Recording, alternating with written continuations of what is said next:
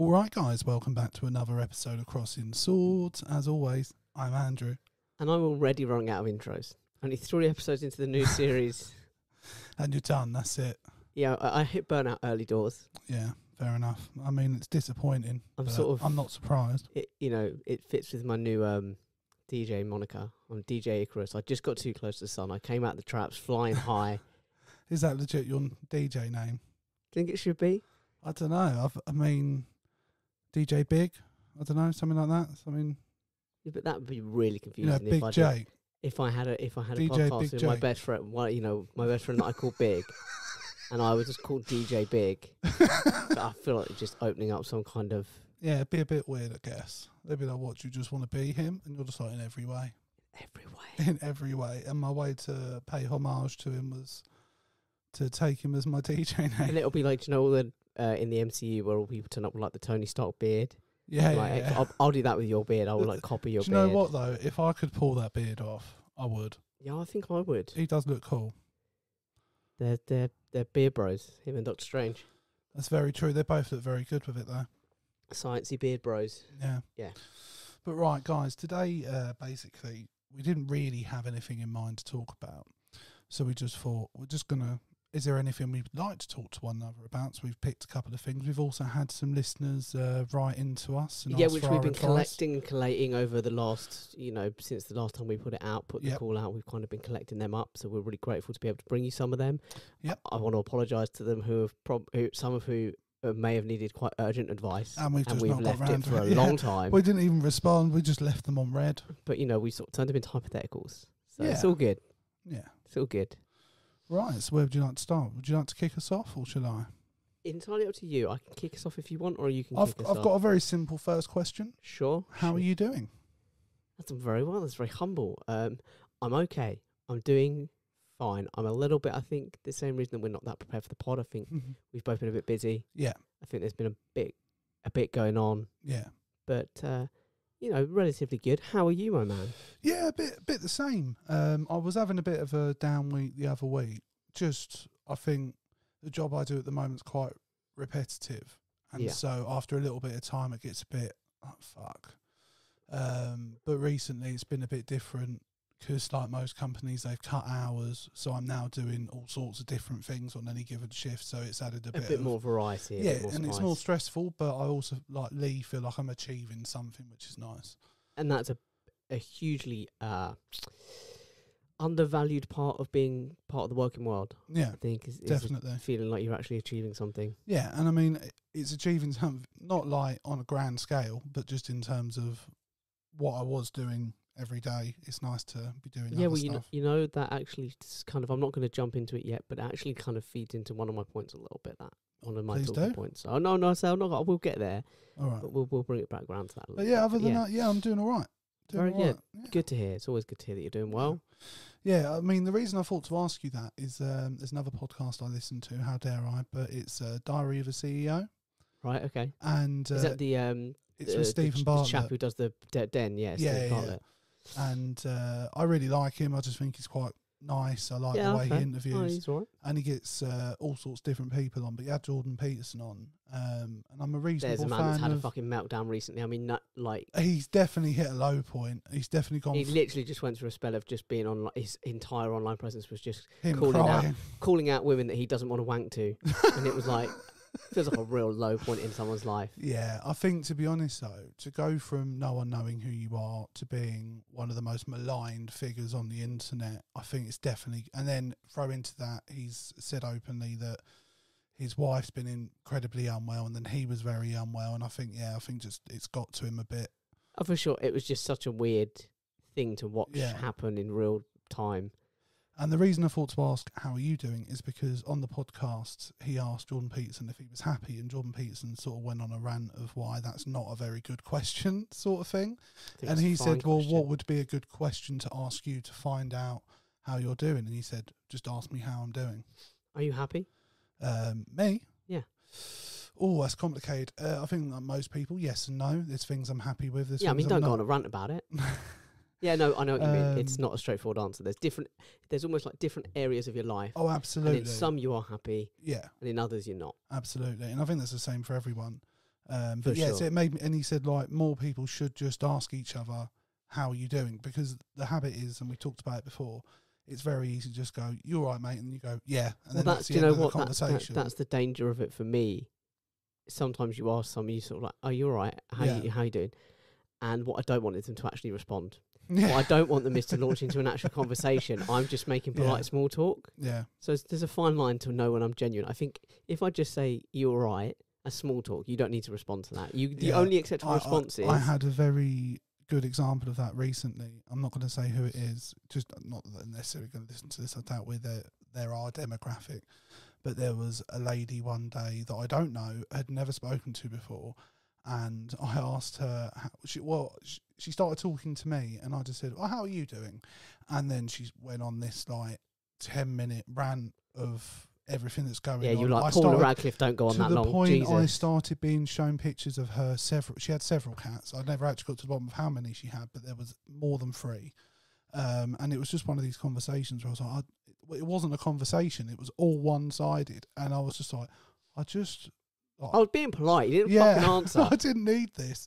We've never spoken before. No. There's someone I see on a semi-regular basis, right? But not for me. If I say "you all right," the only 2 acceptable responses are, or 3, I guess, but they're all variations. 1, yeah, I'm all right. You? 2, can't complain. 3, well, you know, same ups and downs, been better. Fair to me. And then that's it. Yeah. And those are the only responses. If I actually sit down like you did at the start and you kind of go, "How are you?" Yeah. And you kind of like a little cock of the head. Yeah. A little, "How are you doing?" You know. Then I'm ready to engage. Yeah. Absolutely. But please don't mistake that. And especially when you're in passing as well, you get it quite often with people. Like you'll be passing one another, and you're like, this doesn't need to be any more than a. Like most of the time, like if you're walking past someone at work, you'll go, "You all right, mate?" And they'll go, "Yeah," and then that'll be it. I know some people who are very talkative and stuff at work. Yeah. And you'll kind of you'll say something most of the time because you've got to say something, so you've got to communicate with them, and then they'll start talking, and you kind of keep wanting to leave. You're like, "I've got shit to do." Like I start doing the talking, walking away thing, where like, I'm just getting further and further to the point where the conversation's just going to end because I'm. And I don't return questions. I'm just like, yeah, and then I'm out. That's, yeah, absolutely. That's nice. Yeah. Okay, how are you? That's a good opener. Yeah. That's a good opener. This is one of the things that is very topical this week. Probably won't be as topical when it goes out in true CrossingSwords fashion. What do you think of the Nations League? Should it exist? Is it worth it? It's and funny. Bear in mind, it's worth pointing out as well that I didn't actually realise this until recently, that the Nation League is a FIFA thing. Like it's not just UEFA. Like all the CONCACAF and the American ones and the African ones, they all have them. I wasn't really. Yeah. I sort of knew about it because there's a couple of football podcasts I listened to, and they did like a deep dive into it, explaining it. But what's your thoughts on it? I don't mind it. I think the problem is in a season like this one, where because the World Cup's in Qatar and it's a Winter World Cup, the players have had to play a huge amount of football in a very condensed space of time. So to then throw in another tournament this season that even quite big players have come out and said, like, none of us want to be here.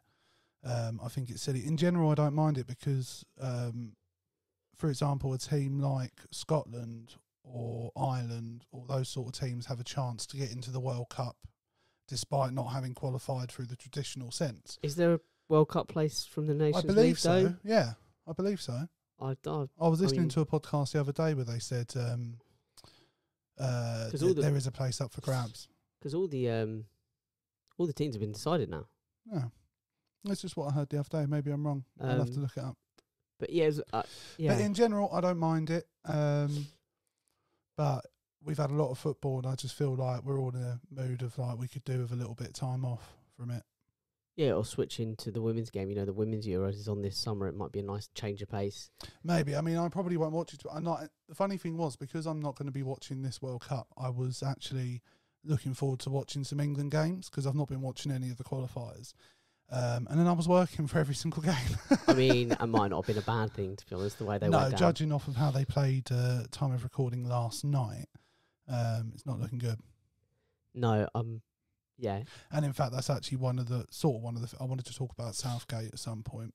Okay, interesting. I mean, we can segue into that now if you like. Yeah, sure. I mean, I've been quite vocal since, I mean, literally the night we lost to Italy, I was like, well, that's it, Southgate needs to go. And everyone was like, no, it's heat at the moment. And I've felt pretty consistent on it since. And then I think to lose, and I'm not being horrible, to a team like Hungary 4-0, it's not good. No, I mean, me, you, and our football correspondent Ash had a very, very brief chat about this recently, and I said I don't want to undermine the final and the semi-final, which are two huge teams, so the territory that England hasn't gone to, regardless of, I know that the criticism is that we only faced relatively easy teams, but that sort of doesn't matter, you know.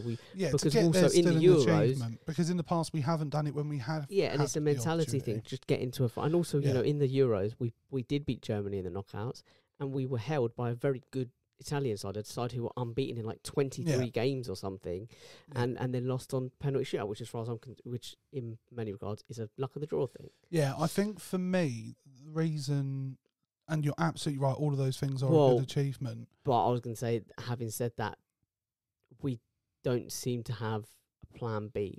No, and I don't. And I sort of said to you and Ash that I don't feel like we have a manager that knows what he doesn't know, and like he's got a very set plan. He won't deviate from that. And I think it's a shame because although we might not have the best midfield in the world, I certainly think our attack is very dangerous. We have we just don't play a system that allows them to. We don't unleash them. It very much feels a bit Hodge. Maybe I'm being a bit there were unfair, lots of jokes quite about a defensive lots mindset. Of jokes about Gareth Southgate over the last couple of weeks. You know, I heard Gareth Southgate wears shin pads in the office. I heard, you know, all those kind of like safe, just being ultra safe. But it's hard to get past the disappointment of the last couple of weeks. I think you look at the team selection, and it's like, really, those are the players, and fair enough, you want to try out new things, whatever. But then it's like in the last game, you know, what should we do towards the end of a game where we're 3-0 down? Well, let's put Maguire on. It's like, how is that helping anyone? What are you talking about? And then it's, you know, it's like Gallagher's playing okay. He didn't have a great game. I'm not going to deny that. But it's like, well, let's put Mount on. What, the man who hasn't done anything in an England shirt for about 7 games. I don't know why he's persisting with him. And I get that he wants to get a core group of players and he wants to keep them through. And I do understand that. But it is disappointment. And it feels like Hungary just sussed us out. And once we've been sussed out, we don't have a way around it. We don't go, well, okay, let's switch it up and play like this. I don't feel like we have that. I think the only disappointing thing about the conversation is that a lot of people's response to anyone who doesn't want Southgate is, well, who do you want instead? And it's like, well, that's kind of, I get what they're saying. But that's a separate situation. Yes, that's a separate conversation. The conversation is whether Southgate is the right man to be in charge of the team. For me, I would have probably already got rid of him. I think now you might as well keep him through the next tournament and see how he gets on. There's no point getting rid of him now with like 2 games left before the World Cup or something. I mean, for me, short of winning the World Cup, I would probably say 3 tournaments. He's had a fair crack at it. Probably best to just let him go and try something new. But arguably, and I'm just sort of playing devil's advocate here, 3 tournaments, and we don't know what's going to happen in the World Cup. But 3 tournaments where he's reached a semi-final, then a final. Yeah, you know, it's better than any England manager since. It is, Bobby Robson and Alf Ramsey. But I feel like, considering the players we do have at our disposal and what we could be doing with the team, I don't think it could be better. Do you know what I mean? Absolutely, it could be better. And I think because in those 2 games in particular, if it was just a case of it felt like we got outclassed on those 2 games, maybe with Croatia, you could argue with the midfield they had at the time, with Modric being one of the best players in the world in central midfield, sometimes those things tell. But in both games, I remember watching and thinking, we need to make a change here. We need to do something different.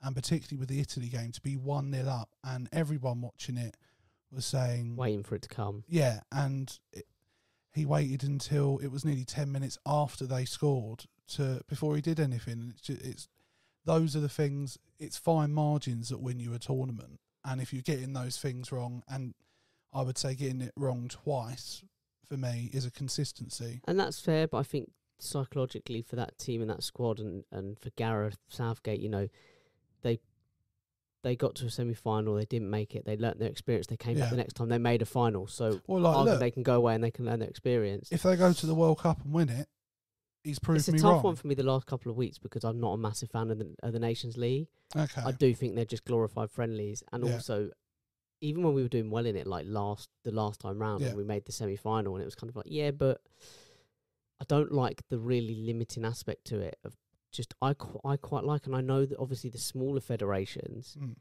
you know, it's really beneficial in the same way that when we've talked previously about like the FA Cup, and replays and all that kind of stuff, which you can go back and listen to in previous footballing episodes that we've done. Thank you very much. Plug. I would like to get at least one. That's my one. That's my one. And do you know what? I feel like you deserve it.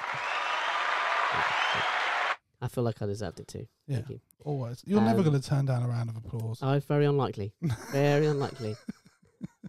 But I just think the smaller federations benefit massively from playing the big teams. So like Fiji playing against like the likes of Brazil or Germany or something. It's like they're not going to get that. And if you just, if I sort of get, you know, well, we want to give them games they can win. It's like, yeah, but I don't know if they want that. If they want to play games they can win, they can do that. Like, they have the power to organise those games themselves and go, do you know what, we're just going to play fucking Comoros and spank, or Comoros, I think, made the Nations tournament loss. Anyway, and spank them if they want to, but they're not going to because they like the variety and they like challenging themselves against bigger teams. I think you lose that. So I'm not, and it's like trying to squeeze an extra tournament out of something that doesn't need to be there. I feel indifferent towards it. If they keep it, I'm fine with it. If they get rid of it, you're fine with it. Yeah. I feel there's enough football elsewhere to still get my fix without the Nations League. But yeah, I don't mind it either. But so for you anyway, in the next tournament, what would your bare minimum be for him to stay in the job? Like, do you know what? It's not, for me, it's not based on a numerical thing. It's not saying we need to reach this round or we need to do this. Yeah. For me, it'll be a judgment on how we did. You know, if and when we go out, chances are we will go out. Yeah. Who did we go out against? How did we go out against them? Yeah. Did we scrape through the group? Did we manage the squad well? Did we rotate the squad well through the tournament, which is huge in and especially for a tournament that's going to be in the middle of the season. And again, I don't know if we necessarily do that well under Southgate either. So that'll be, for me, that'll be the judgment. Okay, that's fair. Why? What for you? It is literally just win it. I think he has to for it to be justified. Otherwise, it just feels like if we got to another semi or heaven forbid the final again and still didn't win, it would feel a bit Spursy, wouldn't it? It'd feel a bit like, well, we've just wasted a golden opportunity again. And to be so close at the Euros, and I think perhaps I'm angry at Southgate because you do get your hopes up, like you do get swept up in it. It's very I don't know what it's like in other countries. I'm sure it's similar, but when an entire nation is on the same wavelength, and it's quite a powerful thing at the time. And I think to then have that disappointment, for me, I think I guess because he's been successful, that's gone against him as well. Because it's like, well, you've done this much to then fuck up at the final hurdle, sort of. I think, you know, he's a victim of his own success at the same time. But yeah, I think, I mean, maybe I'm being harsh saying he's got to win it, but yeah, it would just feel like 3 tournaments, 3 good opportunities to get something that the country's been waiting for a long time. And can you then go again in 2 years when the next tournament rolls round? Don't know.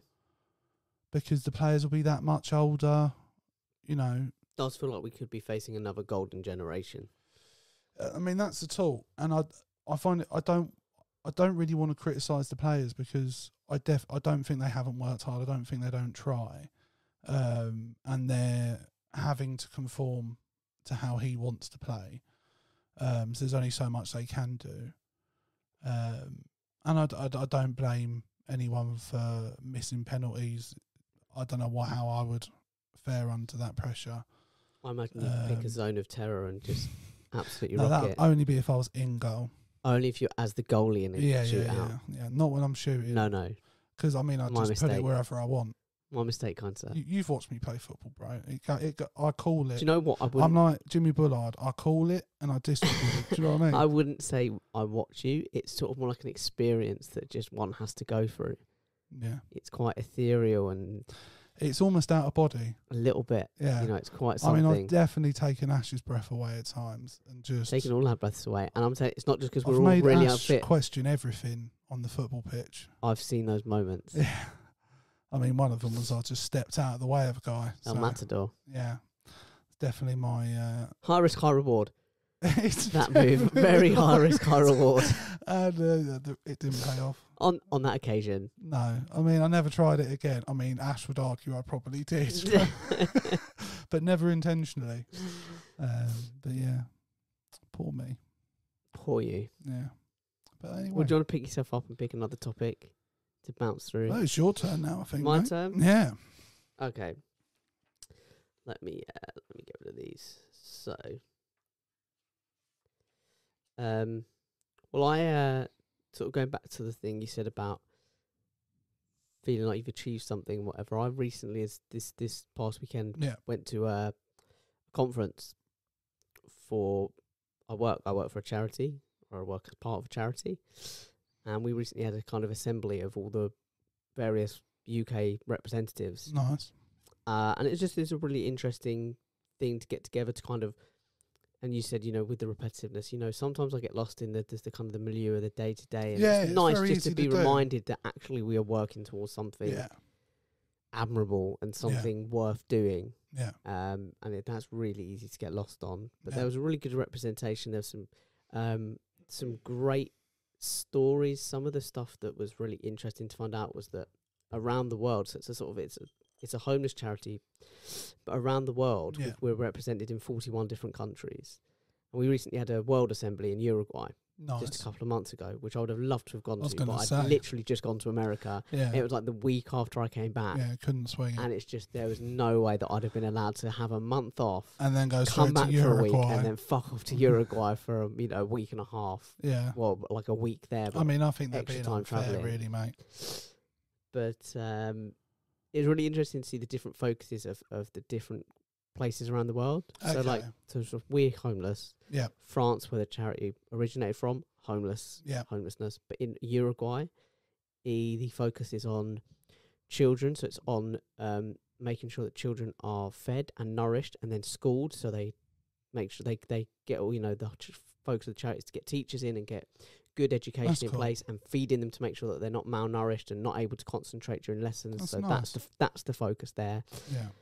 In the Democratic Republic of Congo, believe it or not, we've got a representation, and the focus there is on rehabilitating former child soldiers. Nice. So it's really interesting to see the work that's going on. The different focuses. I mean, that is really good. Thing. I mean, it'd be lovely to do some sort of collab with your charity one day if we're ever big enough to. Yeah. Because I've looked into what they do, and it is a fantastic charity. Yeah, unfortunately, we've also got, thankfully, on the western border or the western edge, but we also got 2 representations in Ukraine. That's good. At the moment. Well, they've been there for few years, but obviously being in Ukraine at the moment is a very different kettle of fish. I can imagine. So the focus has shifted from homelessness, which is what they were focusing on, to refugees and to helping people, because they're that closer to the border. They can help to kind of helping people sort of process them a little bit and give them a place to stay for a couple of days and move them on. It's really interesting to see. There's two stories really that stood out. One story is from a chap who he grew up in North London. He was poor. His mum used to make him help shoplift so that they could afford to eat and clothe themselves and stuff. And his dad used to beat his mum, and he said, and he happened upon it a few times. Yeah. And then eventually one day his mum was like, "No, I've had enough. I'm leaving him." She found this new guy. Okay. And he was like, "Oh, this new guy's the fucking G. I love this new guy. He was a barber and he taught him how to cut hair." Oh, nice. Then he started beating him. And then he was in gangs, and he went from selling drugs to taking drugs. Okay.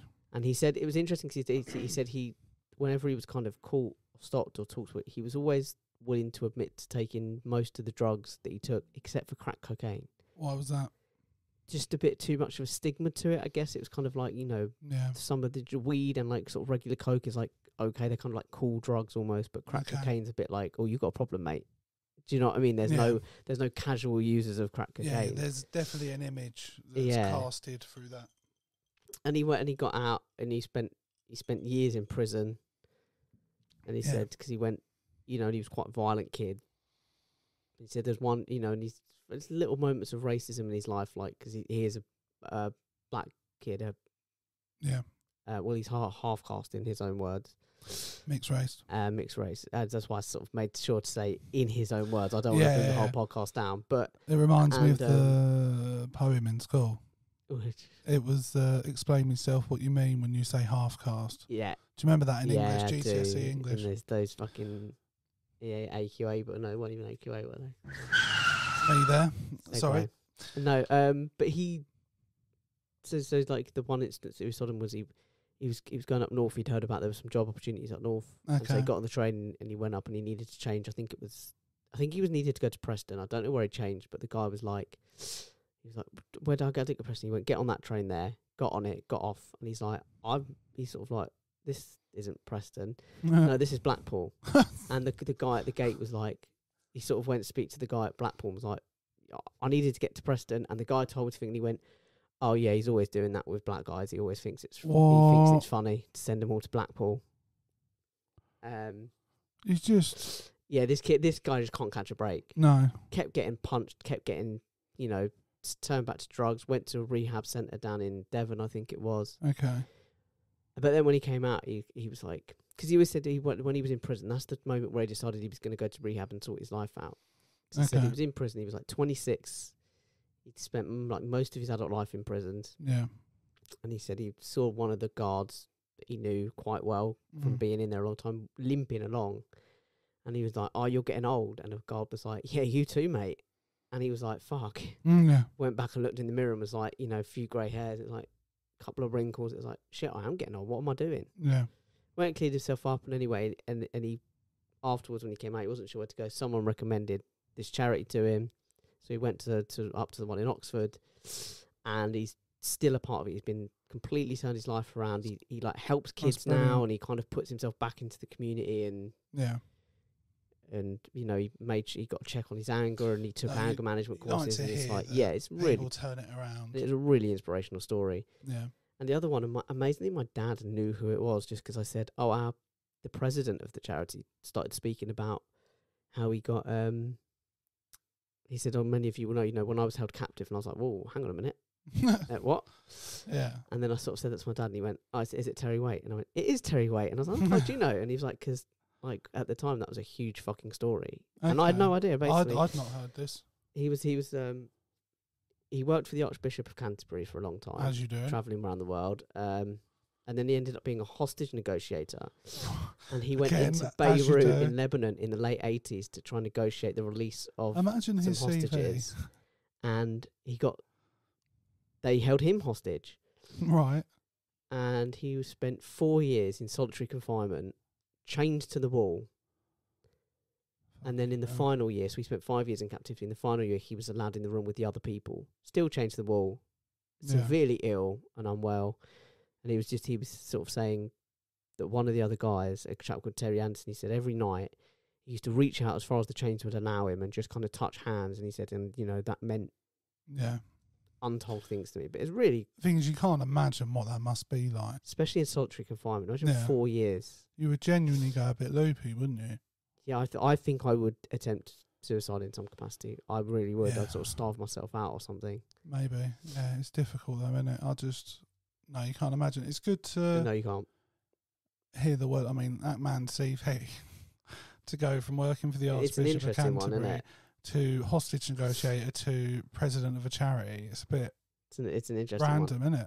And sort of, as my dad was saying, like, when you look back at everything he's done and all that it's like, man, he's going nowhere because no one's going to have the balls to tell him he shouldn't be the president anymore. He's going to be the president till he dies. Yeah. I mean, he'd be great to interview one day. Just to get his story. Be really interesting. Well, he's got a book. He did write a book about it. Yeah, well, I would have thought so. He's got an interesting story. But no, that's fair. Fucking hell.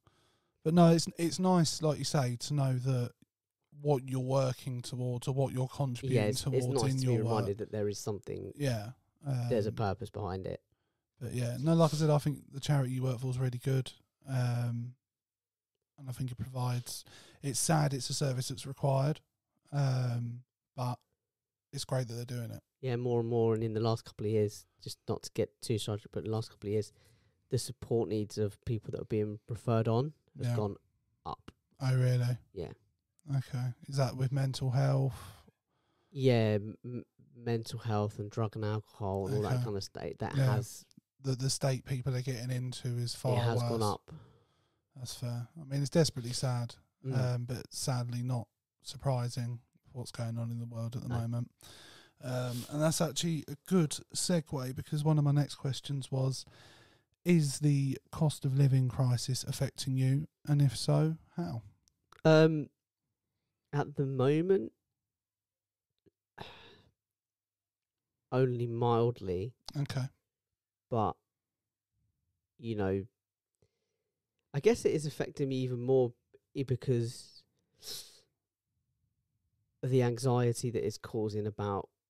You just don't know where the ceiling is. It's not going down. Yeah, it's only going up, and it's where's the ceiling on this? And it, you know, things have got tighter, and it's like, you know, I've got enough scope that I'm in a position. I'm very lucky to be in a position where I've got a certain amount of scope that things can get a little bit worse. Yeah, and I'm still okay. Yeah, and I'm very grateful because there's a lot of people are not in that position. No. But I am looking at them walls, and okay, they're not. I'm not touching the walls yet. No, but they're closer. Coming closer and closer every day. So, that kind of, I guess, or something. Is the cost of crisis the cost of only like you? the checkout, so to speak? Do you know what I mean? Like the price of things just going up, so things are just costing more to buy. I mean, it's offset by I buy a lot of what I buy now from my work because I get a discount on it.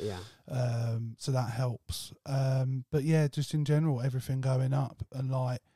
Even like the cost of going to events and doing different bits and pieces, it just feels like everything constantly is going up. I mean, and I'm really happy I don't run a car because I don't know what I would be doing at the moment. I try and drive just as not driving as it, little as possible. Yeah. I mean, unless I do drive. There's one place, if I'm working at a particular site, I do drive. It's like 1.5 miles on the road. Yeah. And I'm travelling at rush hour, but I kind of take all the back roads. There's only bits of traffic, so I'm not too bad. Yeah. But yeah, it's not ideal. It's not I good. mean, it's going to hit £2 soon, isn't it? Like, I speak to my sister every couple of days, and it's constantly going up 2p. I mean, I literally went one day, I was like, I need some petrol, and I saw it at 1.66. Yeah. And I was like, cool. And I went back 2 days later because I was really busy the next day. Didn't have an opportunity. Went back 2 days later and it was like 1.72, and it's like fucking hell, man. I was only gone like a day. What was wrong with you people? It's like 1.86 now, isn't it? Yeah, and it's only going up. Like it's ridiculous. And that's the thing. And like, I think what worries me about it more than anything, and we sort of touched on it on the last podcast, is just there doesn't appear to be any desire or willingness to help people out of it. No. I don't necessarily know what the answers would be. I guess you could lower taxes for people under a certain wage bracket. You could do things like that. Or the taxes they were floating the idea of on these bumper profits and things like that. Or the government itself taking the hit on some of it and incurring the loss themselves, because... Yeah, I mean, the fuel thing, most of that's made up by tax. What seems odd to me is over the years, or in the past, for example, if you were... I've listened to a lot of podcasts, like if you were Coca-Cola, for example, and there was a sugar supply crisis, which they had years ago, they did as much as was humanly possible to not have to put the burden of that on the consumer, because that they saw it as they were the ones that required the sugar to make their product, therefore they should be the ones taking the cost of that, not the consumer. Obviously, it's not even close to that now, is it? No, there's not. I don't think there's even a consideration. Guys, should we just not make it? Well, I wouldn't mind like if all these oil and gas companies themselves were making losses, but they're not. They're posting record profits. Not even profits, record profits. They could take some of the hit.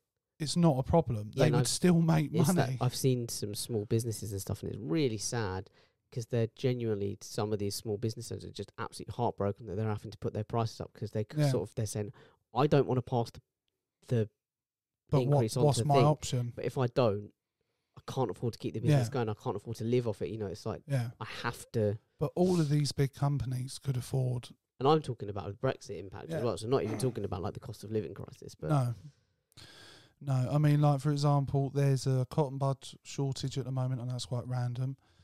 Because basically there's a supply issue. China have the majority of what supply there is, and they've gone from charging, I don't know how accurate this is, I was told by someone, $3,000 a freight to over 20 grand a freight, and most of the companies have just gone, well, we're not going to pay it.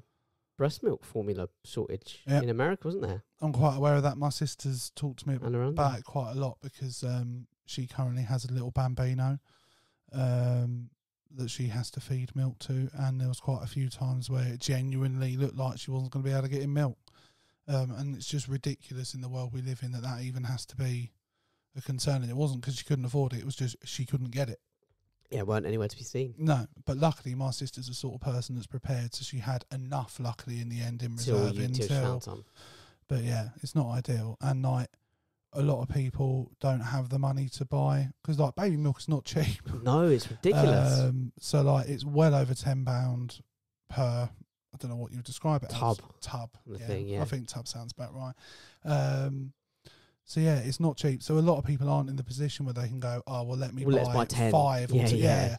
Because I mean, 10 would be a silly amount. No one's got, most people don't have 100 quid spare. Quid kind of thing. So yeah, it just worries me, and I worry for other people. I mean, like you, I'm lucky I'm in a situation where the burden hasn't necessarily fallen on me on a lot of it, so I'm very fortunate. But like it's getting to the point where like me and my partner are saving up at the moment, and I just don't know like when we do have enough to move out, how long is yeah. And that's so like, and it's ridiculous that we should be in that position, but it is what it is. Yeah. Sadly, at the moment, it's not going to change, and there's not a lot we can do at all. No, unfortunately not. Right. So what's your next one? So it's a bit, I think, a bit left field maybe, but we're June is Pride Month. Yep. And I thought, a little fun hypothetical, maybe not fun, maybe deep and dark and really fucked up. We'll find out. Either way, we're on board. So, I hope this isn't in bad taste. There's like cisgendered hetero men to ask these questions and debate these things.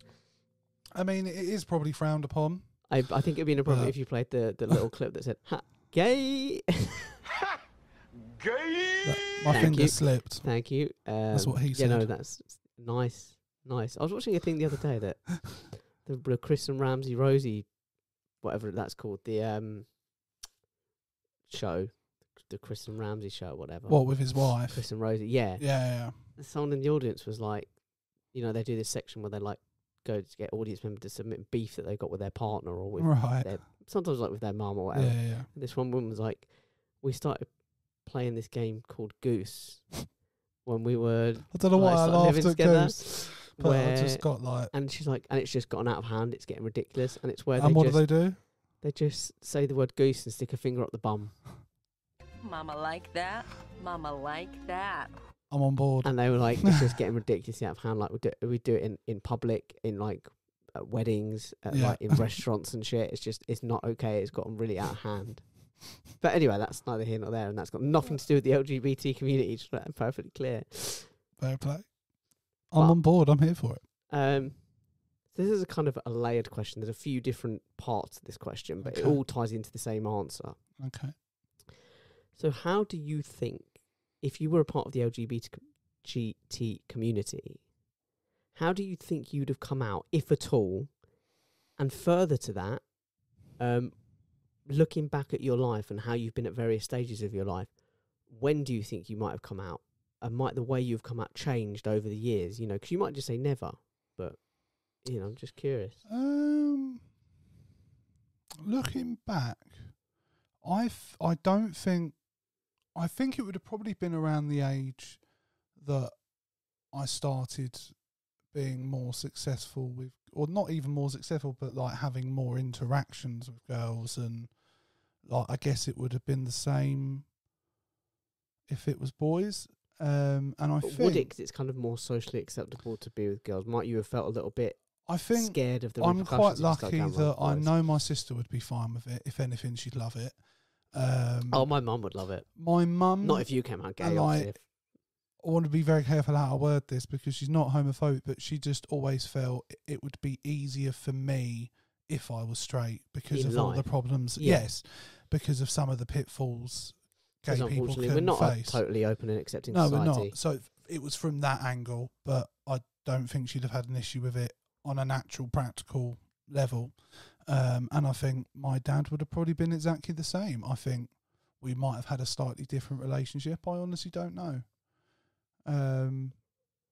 But also in terms of like the friends I've had, I also think I would have probably been okay coming out in our group of friends. I mean, we've even had the conversation as a group of friends over the years, like what would you do if one of us came out as gay? And all of us were just like, wouldn't really give a shit.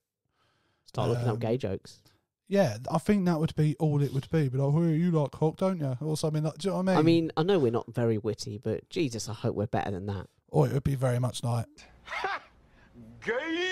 Would get overused. I mean, it's going to Yeah. get overused on this podcast anyway in the Yeah. coming months, but Yeah. would definitely get overused in our good friends. Although I don't think any of us But watch yeah, Community. I actually don't. I think I'm very fortunate with, and I've been, particularly as time goes on, more selective of who I am close to. But I think I was quite lucky with who I came across when I came across them. And I think I'd have probably been all right to come out probably around the age I started being interested more in girls, which was around 16, 17. And So how do you think you would have come out? I would have probably just, Would you have kind of gathered people? Would you I just, mean, to would be you have honest, waited I've had for them people to be think together? I'm gay anyway. Don't even get me started on that, Like, okay? Don't, please. I genuinely It's a sore remember subject. going to, it must have been Fort Park. You were dating, it's awkward to say that, our friend Mia. Sure. But yeah, you were dating her at the time. I went to Fort Park with her and 2 adults. Okay, I know. Yeah, I didn't suddenly, yeah. Anyway, we went to Fort Park and they genuinely thought I was gay when they first met me. And they actually told me that as well. Like apparently they even said the way you minced over to the car. I mean, sideswipes at gay people. But yeah.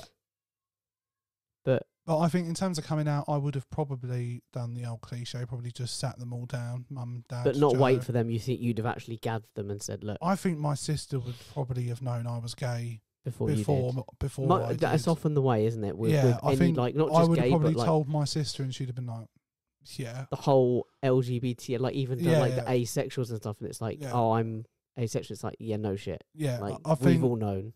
like, yeah, 100% I think my sister would have known. My parents probably not. I honestly don't know because I'm not gay. It's very difficult to know how, because you would feel differently, I imagine, if you were actually gay.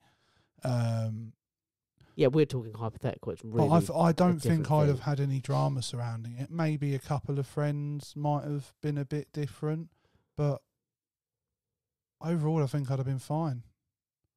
I was just curious. Like Yeah. I said, I was just curious as to how you'd have come out and at what stage you'd have come out. I think Like how you'd have approached it. I think it would have probably, again, I would have probably still had anger issues like I did when I was younger. So I think... Oh, you know, you're still you. It's just No, I literally know. just your sexuality is the So only thing. I'm just trying to, like, I think with the journey of, like, my first experiences of counselling then, and, like, last week, as I mentioned, sort of it helped with introspection, and I think that process would might have have allowed probably... you to get there sooner. Yeah, I think so. I think I would have been okay with it a bit quicker than perhaps someone who didn't have that help. So, and I think I'd have been very fortunate with who I was surrounded with. Yeah. What about yourself? When? I don't know. Probably. Because you are a private person. Yeah, Like, I'm not very I- forthcoming. Like, the first time I found out you were dating again was I on like the to pod. think- Do you know what I mean? I like to think I'm very open, and if I'm asked, yeah. I don't like It's a bit like... pretend we or had a deny or friend hide. but who- I'm not very forthcoming. I'm not going to say what they didn't tell me, but it was something I know, quite big. Yeah, it was huge. And I remember saying to them, because the person involved thought I must have known, and then when I didn't, they were quite shocked. And then I went and asked the person who you would have thought would have said something. I mean, I get perhaps you wouldn't just go out and advertise it, but it just seemed quite odd. And his response was, "Well, you didn't ask." And it was like, "Oh, all right, shit, fair enough." Do you know what I mean? Yeah, it did spark a lot of jokes about we've got to ask really specific niche things about. Yeah, just in case. Just on the off chance. I think I am like that. I think I am quite. I've always said I'm just not forthcoming. Yeah. Like, it's not that I hide anything or deny or like try and go or divert. Like, if you ask me something, I like to think I'm not like, oh, let's just quickly change the topic. I'm happy to sit and discuss it, but it's like I would never just bring that shit up on its own. Okay. So yeah, I think, but you're right. I am quite a private person. Yeah. So most probably wouldn't know. Although I've had a similar experience where I was at a party, I think it must have been. And I spent most of the night with this girl, and I was like, oh, do you know what? I quite like her. Like, we've gotten to know each other, kind of. Yeah. And I quite like her. Was I there? Yeah, I think you were. Oh, and then it busted shit. out. And then it busted out like. Mama like that. Mama like that. And then I think she must have started seeing someone not long after that, because then we were kind of like chatting to each other. And she would sort of mention like, that's such a shame you're gay kind of thing. And I was like, whoa, wait, what? Wow. You're just like, slow the fuck down, I was woman. whoa. So I was a bit upset. And that's happened before. It's understandable. A lot of people have thought, I've quite a few people have thought I'm gay, and I do wonder whether there's some kind of gay vibes that exist and that I'm putting off. But I think so. you've always been a bit more metrosexual than the rest of us in the group, I would say. No, by what I mean, you're someone who puts more, or has at times put more effort into your appearance, or into my outfit, certainly. Like, also, you're willing to take more sartorial risks than the rest of us, I would say. Yeah, I don't think that's unfair. And you've definitely been willing to put yourself out there, like a lot of you out there. Yeah, fair.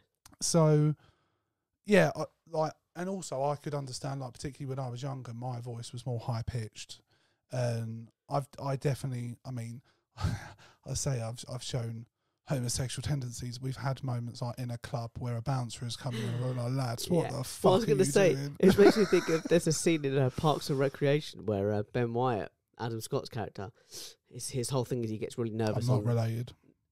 He gets really nervous on TV, and he's kind of doing this interview, and it just turns into a car crash, and they quick cut together bits of him having meltdowns. And at one point he just shouts, "Who hasn't had gay thoughts? Everyone, okay? That's just normal."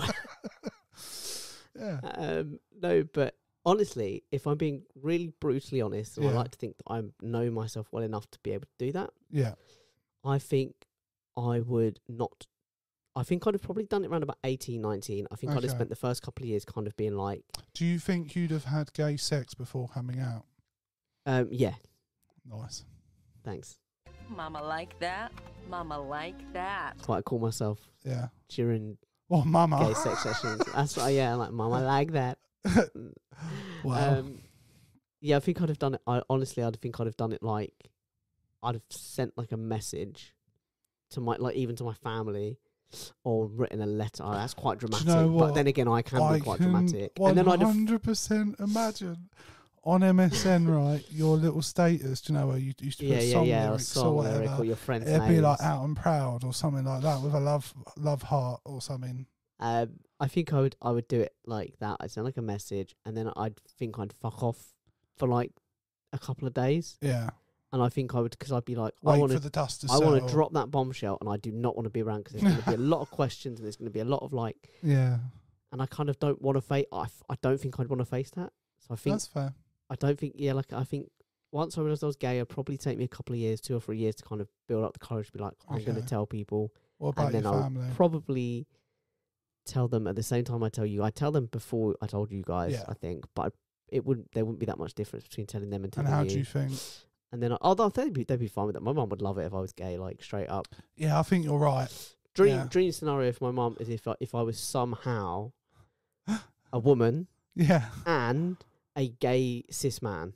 Right. Would be okay. like the dream scenario. Yeah. Do you know what I mean? Like, I don't know how those Well, I two think combine. maybe you and Alf can put your heads together and come up with something. Yeah, I mean, I don't know how those two would combine, but I do think that would be like the dream. Yeah.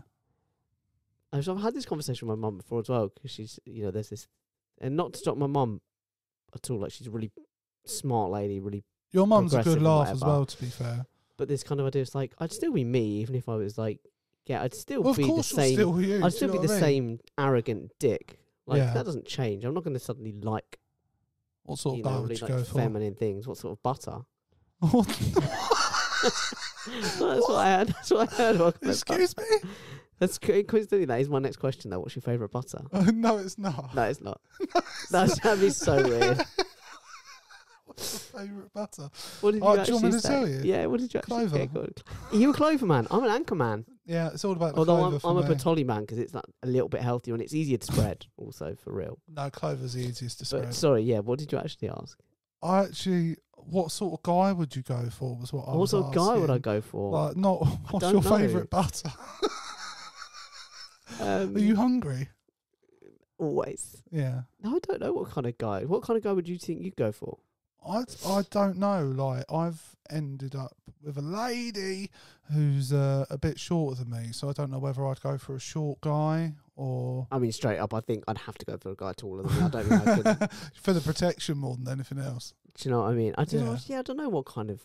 I think I'd look for the same things that I do now. I'd want Yeah. someone that I can. Well, I would look for the same things I want now. Someone I can have a laugh with. Just Someone who's chill. Like the one thing I couldn't go for in the same way that I don't go for it in friendship groups is the whole alpha thing. yeah, Can't stand that. yeah. You need to have a bit of humility. Do you reckon there's a lot of alpha gay men out there? Yeah, they're men. Yeah, They might be gay, but they're still men, and they still have that yeah, inherent that's alpha fair. social need thing. Plus, I guess We need to get gay people on here. I want to talk to them, but they've got to be like, because willing to do gay sex acts no, on us. no, Who hasn't had gay they've thoughts? got to be cool with like, Probing questions and yes, and it'd be the same dumb as questions. yes, absolutely. Not because I'm ignorant, Potentially I'm patronising curious, questions. and it's educational for myself and for whoever's listening. That's where I'm coming from on it. But I didn't expect this conversation when we No, started. I just thought it'd be Um, like I said, it's relevant 'cause it's no, I Pride really Month, like and I it. thought it'd be an interesting way to find Um, out. Because also, like yourself, there's a kind of self-awareness there. So to know yourself Mm. and to know at what point in your life you might have done it and how you might have done it at Yeah. any given point. Because No, it's a really good I question. imagine how you'd come out now. Yeah. I mean, for you, probably would be quite similar. But how I'd come out now would be quite different to how I'd come out if I was like 19. I'd be a lot more mature about it and upfront. Like before, Mm. I'd have wanted to send a message and then fuck off for a couple of days and then come back to it and kind See- of answer it. Now, I'd face it a bit more head on. I think I would have probably done And it I'd do it on face to quite face. a sort of personal level, I would imagine. I would have probably done it sort of, I'd have probably started with Ash, told him, after the family, most likely. I mean, my sister would probably be the first person I would tell. And like I said, she'd already know. And then I'd make sure she thinks mum and dad are going to be cool with it, even though I think they would be, but you'd go for that reassurance. Yeah. The advantage of having a sibling, I guess, yeah, that you're close enough to tell. Yeah, then I'd probably tell Ash first, and probably Lindsay, because Lindsay's bi, or what was bi in the past. I don't know how she currently identifies. I don't want to put a moniker Oh, still, on but no, her, she's still bi. yeah, to my knowledge, she still likes the ladies as well as the love of her life, Kevin. So shout out to him. Yeah, I think definitely. predominantly she likes Kevin. Yeah. Like, But I think she appreciates a think- lady still. oh no, she's still bi, but Yeah. she's monogamous. So I think So- then, and that's the thing. I'd have been quite lucky in the sense that I've always been close to Lindsay. I would have had someone already with one foot in the camp. Do you know what I mean? If you were gonna come out now, and this will be my last thing on it, we'll Yeah. kind of move on and you can do a thing, but if you were gonna come out now, would you come out to a certain number of people and whatever, and to me on the pod, Would I come out on the pod? or would you want to do it privately, or would you want to do it a would, bit more? No, I think for something like that, I think even if I knew my intention wasn't attention seeking, You'd worry that that's how it came across. yes. So that for that off on its own, I would 100% still do it privately. Okay, well there goes my idea for next week. Yeah. Carry on. Be a shock to I'll think. to my missus if that. Well, no, only happened. if you were bi. Like, you could still be bi, and it wouldn't affect your I relationship. think, to at be all. honest, it might I think affect her view on it. I'm to be pretty fair, sure but- she'd just go, yeah, it makes sense. Oh, a lot of us would. Yeah, A lot of us would. I remind you of the George Michael incident. yeah. I mean, that was a good moment. It's a good moment. Funny moment. It was a funny It was moment. a very funny moment. But yeah. What about you? Like, would you just, like you say, still do it the same as a message and then... No, now I'd face it head on. I'd do it face to face. Would you just get everyone down the pub and like, by the way? No, I'd do it in stages. I'd do it Yeah. probably to my family. Then like yourself and Ash. Yeah. Ash, unfortunately, now he lives a long way away. I You might are have to in there do with that. Ash, Jake, and Lindsay, by the way. I fucking hope so. I was like, I didn't realise where I thought I was after. I thought I was like, no, I think I would line, probably... like once you told the postman, the bloke at the Londis, maybe I might get. Maybe I think about Or maybe it would be like the situation with the chap you were talking about earlier, where you just hung up with the boyfriend. I'd be like, "Are you gay?" And you go, well, you never asked. Yeah. Could be. Yeah. It would be funny, to be honest. I'd respect you massively for the throwback to the in joke. Yeah. I couldn't even be mad. No. Wouldn't even be mad that I didn't know that this huge thing about you. I'd be like, no, I respect the joke. Plus, look, the other way I'm looking at it, just the last thought in my head, was people have, despite the fact I'm not gay, suspected I'm gay. So if I was actually gay, I'm pretty sure Wouldn't be an issue. Yeah, I'm pretty sure most people would have already known. Yeah. So yeah. But yes, anyway, please. I don't really know how to follow that up. What trips have you got planned coming up this year, next year? What are we looking at? None. None. At the moment. I thought you were going, that's not true. That's not true. Budapest. Well, Budapest doesn't look likely You at have the to say it moment like that, because it's of not the Budapest. because of the flight situation. What? It's on hot. You don't know. Yeah, it's kind of up in the air at the moment. Okay. Ironically, up in the air because it's actually not up in the fucking air, Do you which know is what, where I Jake? want to be. I feel like you've earned another round of applause for a fantastic joke. Thank you, thank you. If only everyone reacted like that to my jokes. Most of the time, you just get a bit of Get stuck. Yeah. And then I just take that as like, positive feedback, and I actually do go and, try and enact that. You would. That you criticism. would take that as positive feedback. But no, but so Budapest, yeah, I do still want to do Budapest. I mean, I want to go everywhere, but want to enact me, Ash, and Alex, both of whom have been on the podcast. Yes. Were planning a couple of years ago to go to do like a sort of 9-day, 10-day trip. So starting in Berlin. Nice. Couple of days in Berlin, driving into Prague, a couple of days in Prague, Nice. driving into Poland, doing Auschwitz, Krakow, and then I'm jealous. I know it sounds really silly. I'd love to go to Auschwitz. I know what you mean, and then Yeah. and then back into Munich Yeah. to finish off, do a couple of days in Munich, which would have been That sounds like an awesome an trip. amazing trip. So we still want to do that. That's still definitely not It's written gonna off. happen. That's just a delayed Yeah, thing. I'd quite like to do a kind of more relaxing one. Yeah. I'd quite like to do like a week just Chilling. by a pool, by a beach, like one of the Greek islands or Turkey or somewhere. Does Ash do those sort of holidays?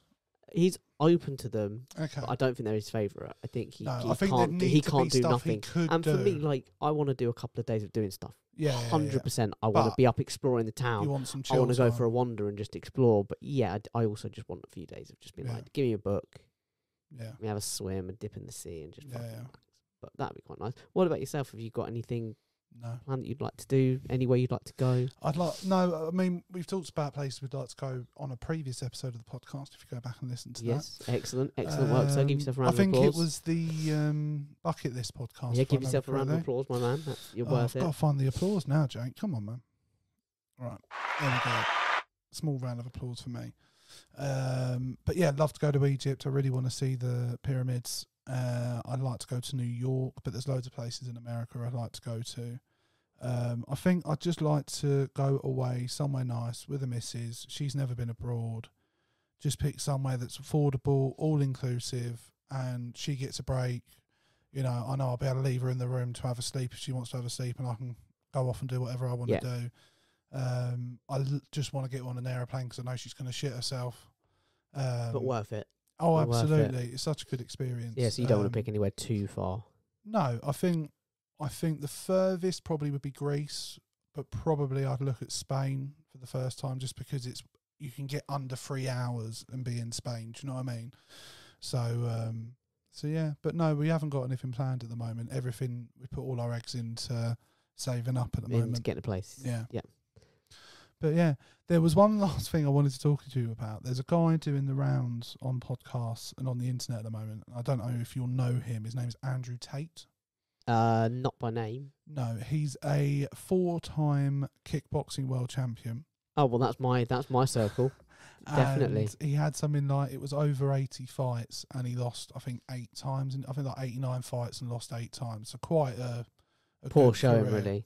Yeah, by my standards. Yeah, you'd be undefeated after that many fights. Minimum. Yeah. If anything, you'd won more than you thought. Somehow. I mean? Yeah. But he's come into quite a lot of like attention because of his views. And he basically believes that women should be and are happier when they're subservient to men. That a woman should be okay with him or any man being with her, but also being with another fucking woman. whoever he likes whenever he likes.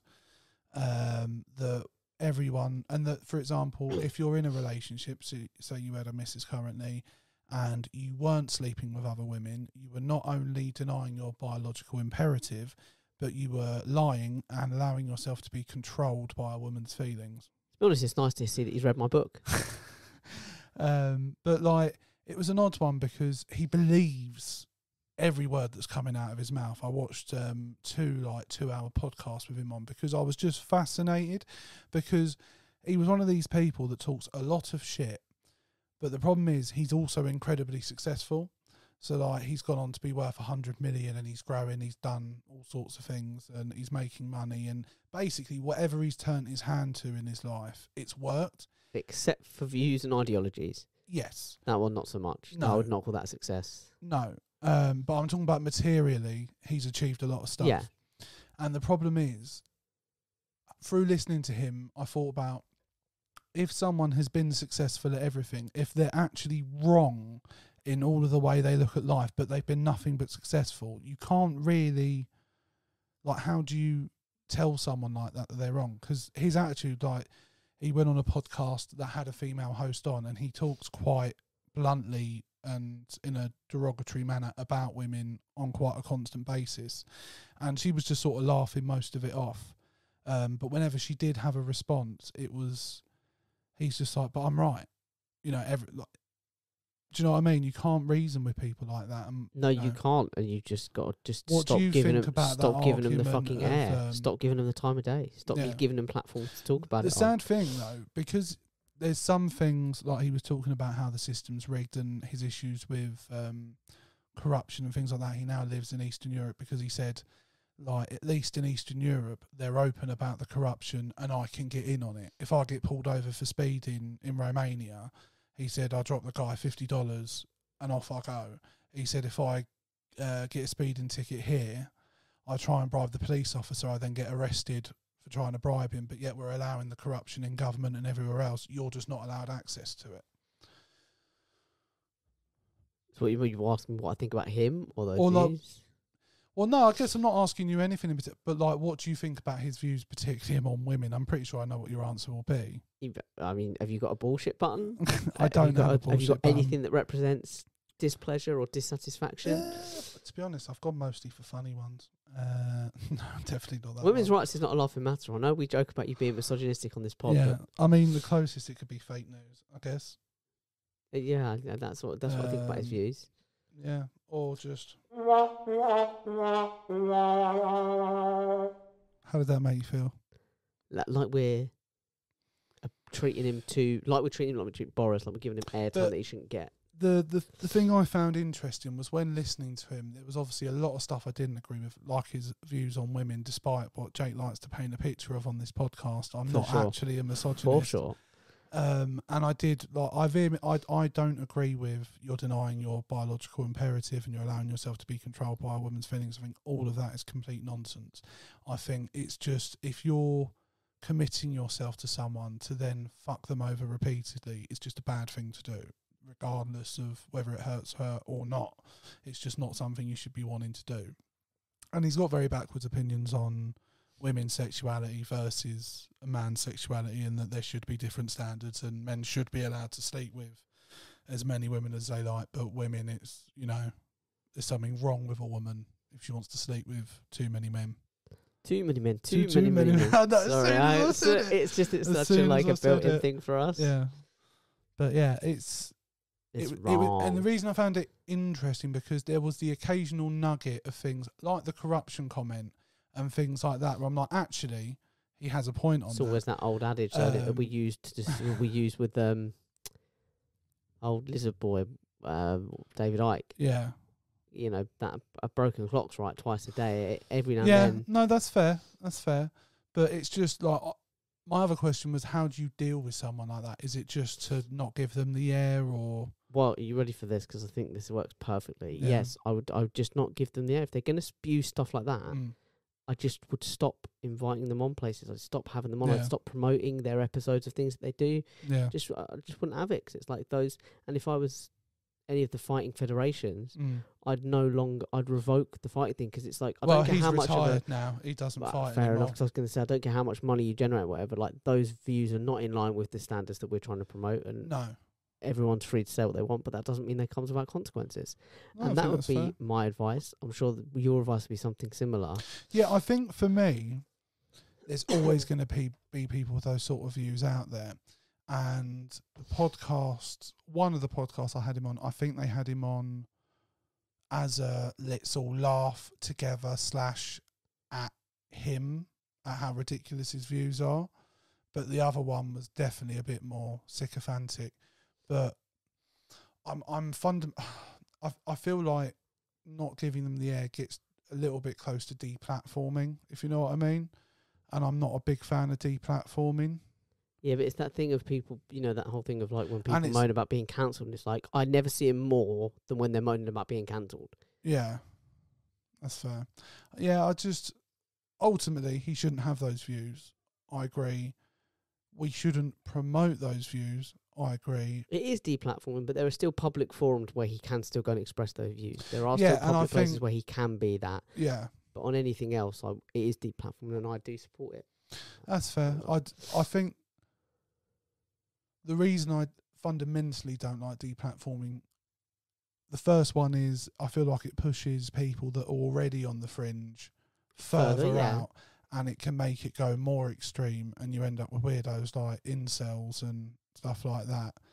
And the other reason is I like a bit like, and it's something Corbyn I suppose was criticised for, was I feel like you have to have a conversation with these people sometimes, that sometimes you have to go to the table with people perhaps you don't want to. Sometimes on certain things, Yeah, not necessarily all the time.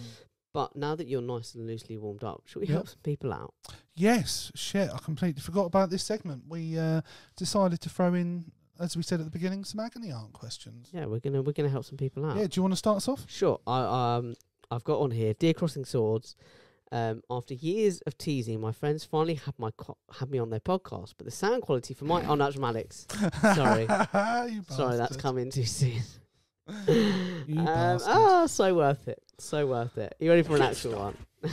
I regret nothing. You ready for an actual one? Dear Crossing Swords, I'm a 29-year-old woman, and my sister, who is 2 years older, recently asked me to sing at her wedding, which I agreed to if she paid me.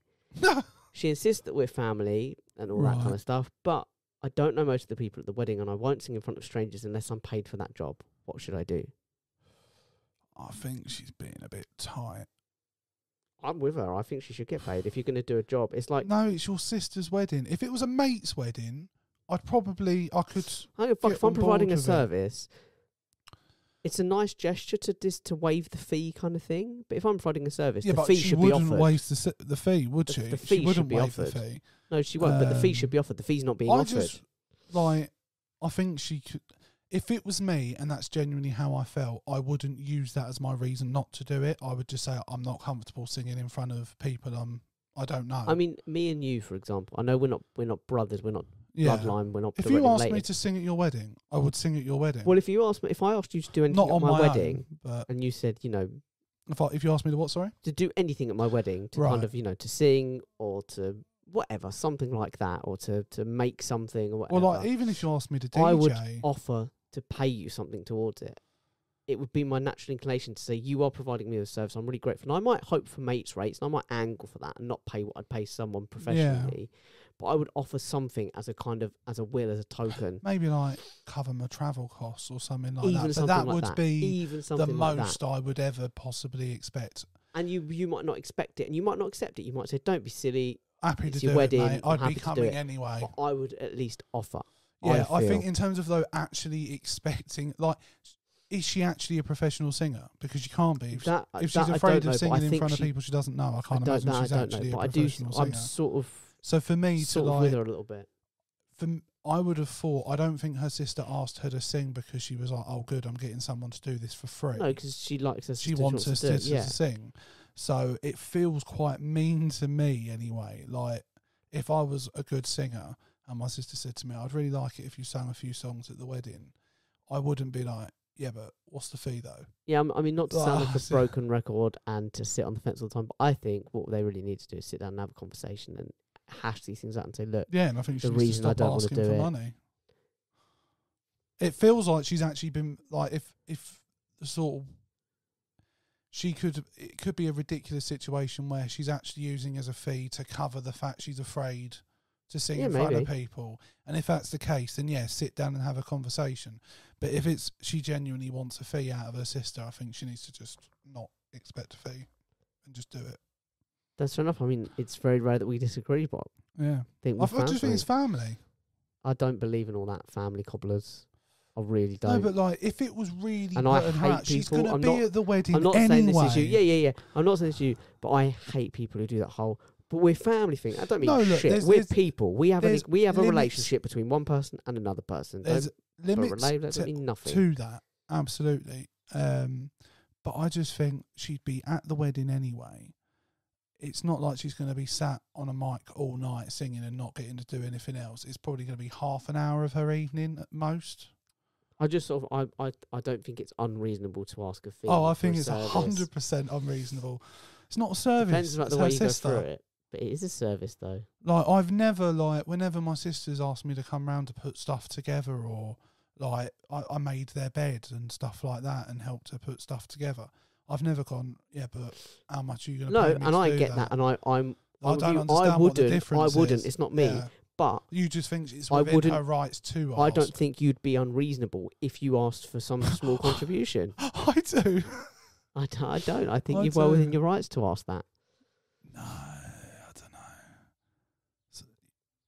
It'd be like if I was moving a house and I went, mate, if you happen to be free on this day, I'm not going to ask you to book it off, but if you happen to be about on this day, I could just do with an extra pair of hands to help me move. Are you going to come to me and be like, how much are you going to pay me, bro? By the hour? Well, no, because I think, that's kind of like it's pre-established between us kind of thing. It's a one-off job. I think this and bitch I know would ask I'm going into it. I think this bitch would ask for money. No, I think she just needs to... You've got two different bits of advice. Jake is saying, no, more power to you. Get paid.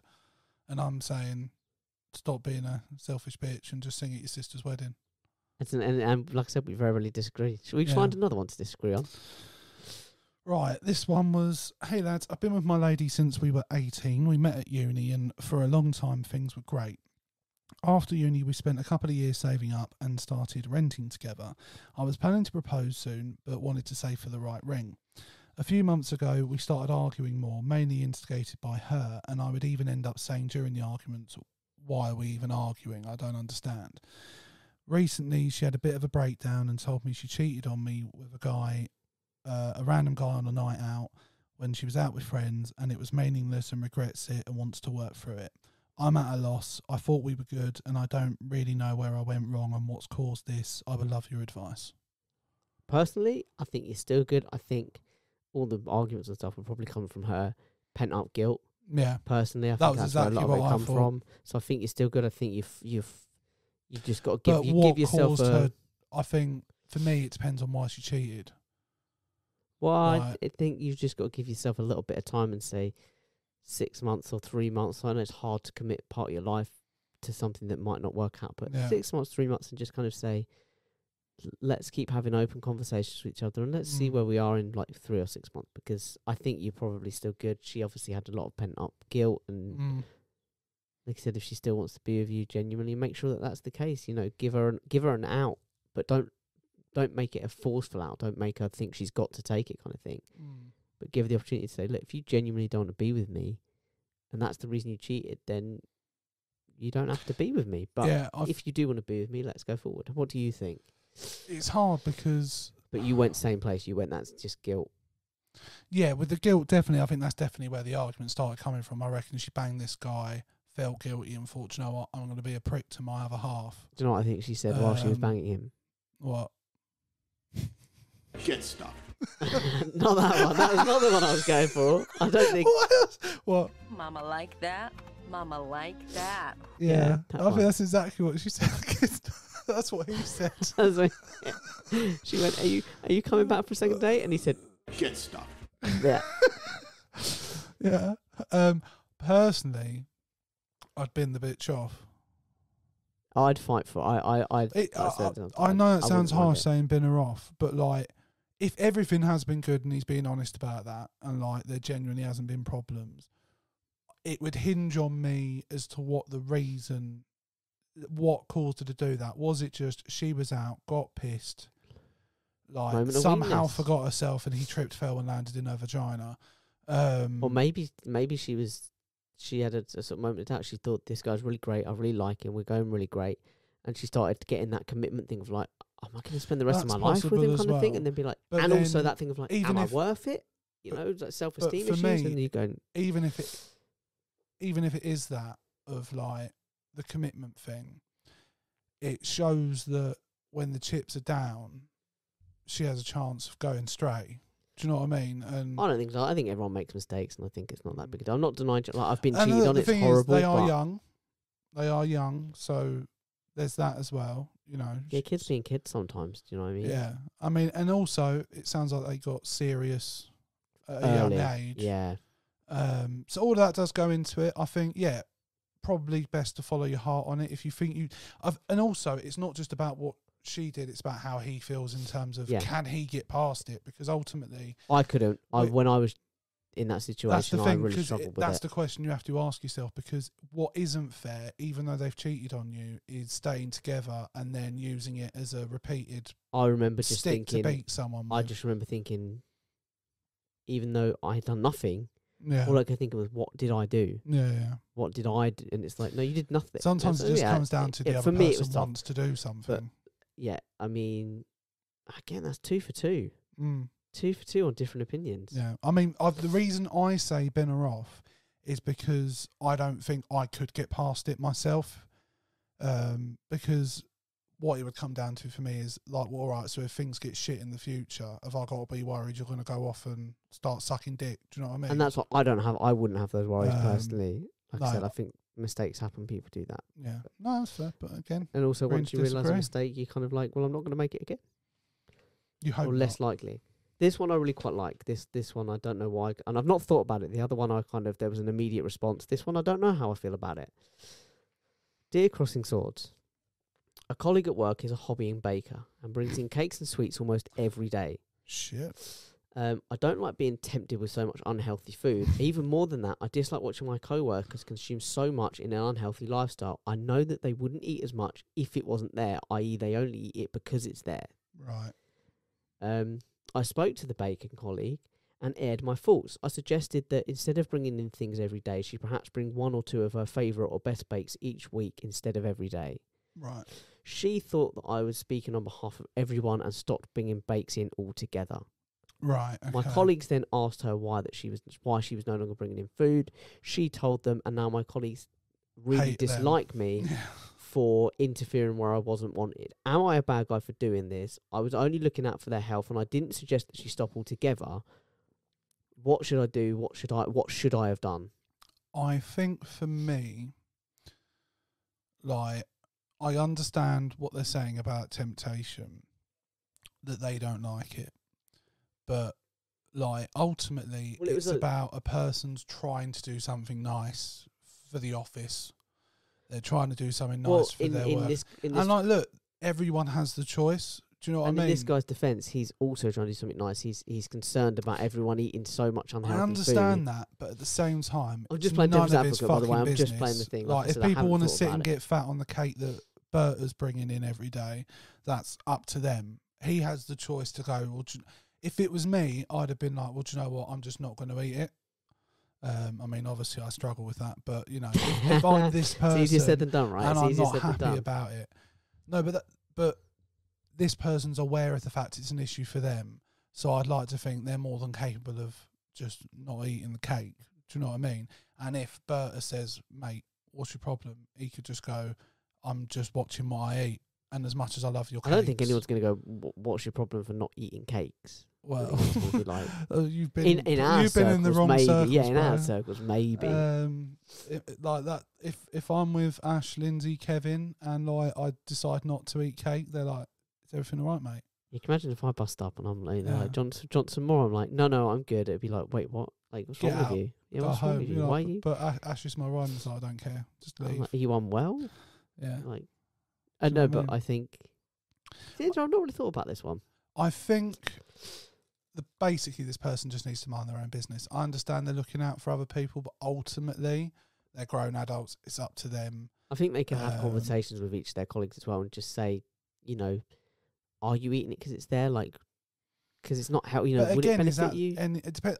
That for me would 'cause you're not depend telling on them what how to eat, close you are to those colleagues. If you're not close and you're going to them, I really think you should be watching how much of that cake you eat. No, but I think it's how you deliver it. I'm not just going up and going, oi, fatty, put Yeah, the fucking but cake clearly down. this person didn't handle it well with Berta. Do you know what I mean? I think Made Berta think everyone hates her. they just kind Fat of, bitch. I think there's a, I don't really know how I feel about it, to be honest. I think I sort of appreciate the intentions.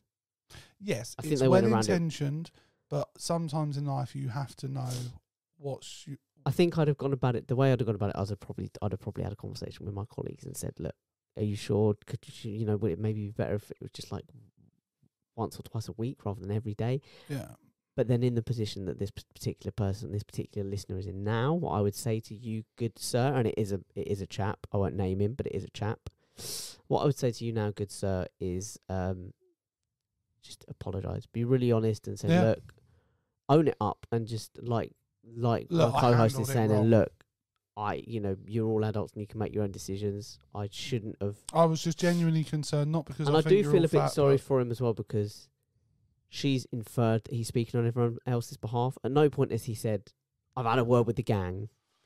No, but I guess if you just think you're doing something nice and someone suddenly confronts you with, well, actually, there's a negative to it, I think you get defensive, don't you? And they've assumed, oh, they must have all. If one of them's said something, actually said something to you about it, it would make you think, oh, they've been talking about it.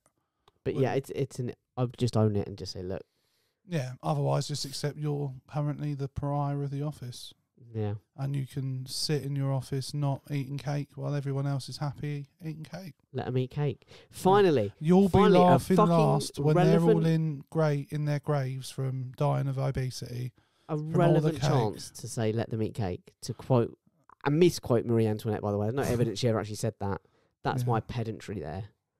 It's a very famous quote, but my pedantry suggests that we have to be factually accurate and say that there's no evidence that she ever said it.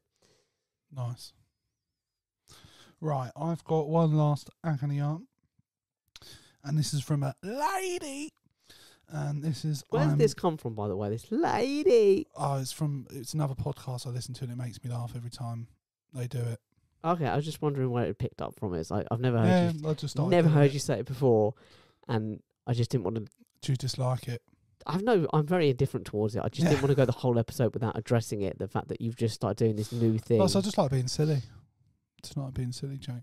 We do like the silliness. We do. We are fans of the silliness. Right, this young woman wrote into us. Hi guys, I'm a 21-year-old woman in my last year of uni, and my boyfriend of 3 years lives 80 miles away.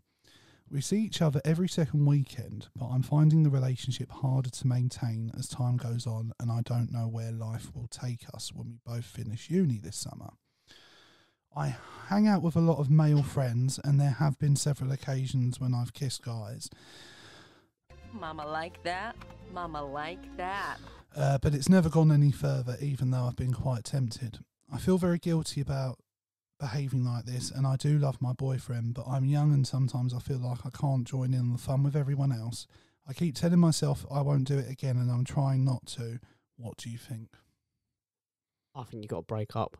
Yeah. While you're in uni, and if you guys, if it's meant to be, if you really care for each other, whatever, you can come back at the end of uni when you can be together on a more regular basis. She's already cheated on him. For most people, snogging other people is... Like I said, you come back at the end when you can be together more regularly, and if it's, if you still want to get together, then she's fine. clearly not a cock fiend because she's not gone further than kiss him.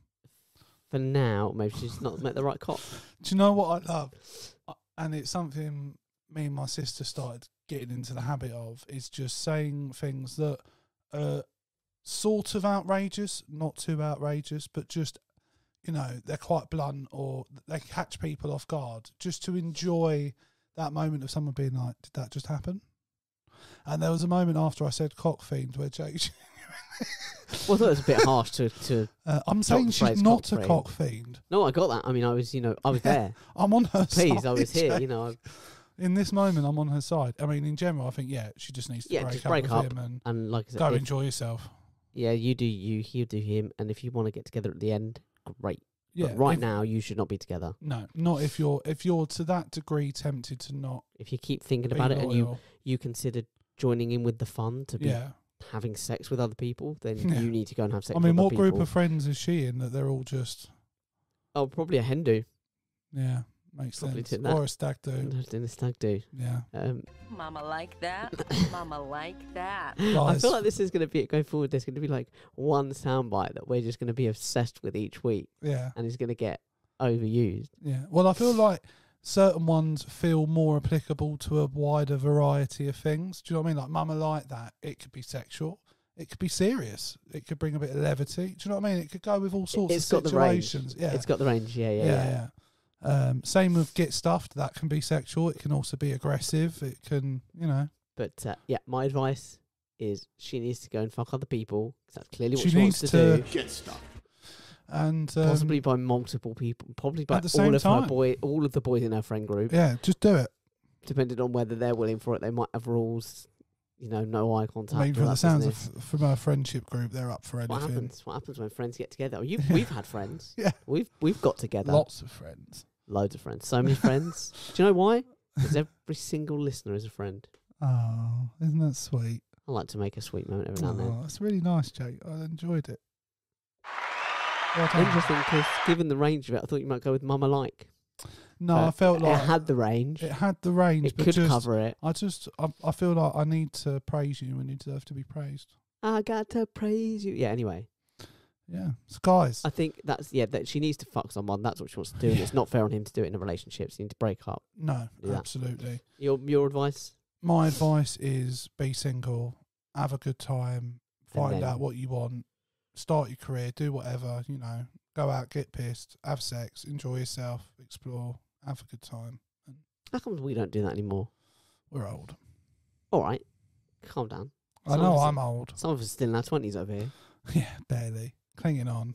Yeah, I mean, like literally days away, but that's neither here nor there. Yeah. You're closer to 30 than you're not. Well, yeah, but once I hit like 16, I'm closer to 30 than I'm not. Yeah. It's all downhill from there, mate. Do you know what I mean? I don't know how old I'm gonna live to as well. So I might get 31 and be closer to 30 than I'm not, because I might die the next year. I don't know. There's no cancer diagnosis. It's literally my nightmare. And I never thought I'd be that invested in your health. I mean, obviously, I'd always be invested in your health. But you never thought there was such a... yeah, I didn't think that there was so much riding on it. No. As we established yesterday, or whenever it was, when we were all messaging, I care more when your life is when I'm actually involved somehow. Yeah. If it's going to affect you, if it's going to affect me, I'm far more invested. Yeah. And that really affects me. Yeah. The whole dead thing, the whole being killed thing really is quite... It's odd that, isn't it? Does quite affect me. It's weird, some might call it an ego problem. Yeah. But guys, as always, we'd love to know your thoughts. We'd love to know what you think, whether you agree with us, disagree, because we've actually disagreed a few times on this episode. So 2 or 3 times we've split the poll, and it's up to you to see which way you land. Yeah, let us know. Jake, where can they let us know? They can let us know on Facebook, Crossing Swords. Yes. They can let us know on Twitter at Swords Crossing, and yes, here on YouTube. Yeah. They can let us know on Instagram. I haven't done Instagram yet, have I? CrossingSwords_podcast. Yep. Or email crossingswords19@gmail.com. And should we go down the reanimate? Bitch better have my money. Yeah. Or should we go down the Beatles route? All you need is love. Yeah. Because as we've talked about in the cost of living crisis, that's not true, is it? You do need money. Yeah. So they say money doesn't buy happiness. It helps. And I think if you just at Swords Crossing on Twitter and use the hashtag bitch better have my money or hashtag all you need is love is the perfect way to settle this debate, as far as I'm concerned. I'm happy with that. I'm on board with that.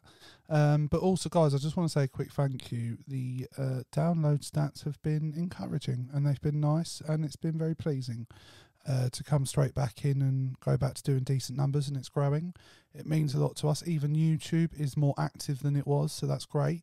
So just keep doing it, please. Like the video. I've noticed a couple of our videos have had likes, which is nice. So if you can keep that up, subscribe, share us, like even just sharing us on Facebook, the exposure we get from that to other people that might otherwise not see our posts is massive. So if you can do that, that's great. If you don't feel comfortable, fair enough, I get it. But why not? Yeah. Why? Yeah. Like a toddler will just keep asking until you do what we want anyway. Just do it. I think I'd make a good toddler. As a complete segue, as a whole other episode, but I think you are a toddler. Why? Because you are. But why? I know you are, but what am I? So's your face. So's your mum. You leave her out. You leave Dorothy out. Okay, Dorothy is a saint. Yeah, damn. Dorothy Mantooth is a saint. And before this gets violent, I think it's best we say goodbye. Goddamn right, because I will reach across this. It's a good thing this table's here. No, you know I love your mum. Yeah, I don't like the way you said that. I want you to... I love Jake's mum. And I swear to God, you better not play I that miss fucking her. clip right now. I miss You her. better not play that clip. I'm worried about which one is it. Mama like that. Mama like that. Mama does not like that. Just to be very clear, That's Mama not what does I've not heard. like that. Yeah, well, we've all heard those rumours. Mama lad Dave. Can I just say, if she's listening, I love you, Mum. I'm so sorry. I love you. Yeah, she's lovely. And yeah, just I hope to see you soon. Yep. Bye, guys. Bye.